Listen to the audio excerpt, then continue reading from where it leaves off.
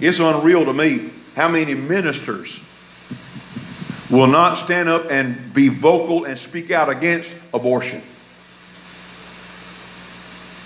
It's amazing to me how many people standing in pulpits across this land right now, who are standing there right now, who will not grow a spine and speak out against abortion, against homosexuality, the homosexuality agenda. They will not speak up against that there's a number of reasons I read this week, but primarily it's fear. We don't want to offend nobody. I talked to a guy, like I said, just within the last couple of weeks. He said, my pastor's a good guy, but I can't get him to address any of these things from the pulpit.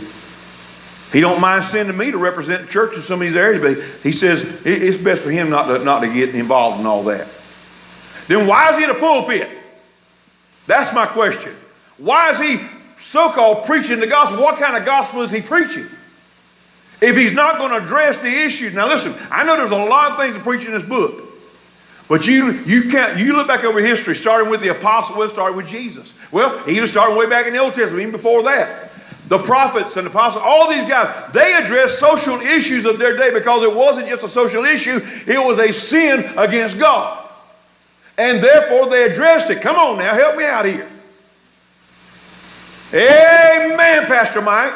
Y'all ought to be swinging with the light. Thank you. Hallelujah. That's the truth if I am saying it. These guys preached against social issues, which we would call social issues in our day, but they were just out and out sin, and it's still out and out sin. So way back in those days, look, even the founding of this country, our forefathers, some were ministers, some weren't, but all of them spoke out against social issues. The Constitution is proof of that. The Declaration of Independence is proof of that. Hallelujah. So, we're to have back. Listen, God doesn't call wimps into ministry. And these mamby-pamby preachers who are afraid to touch the subject and afraid that they won't offend somebody. Well, if I preach on abortion, someone in my church might have had abortion. Listen, I'm not telling you to beat them to death. I'm telling you, preach it is a sin and let them know that God forgives sin.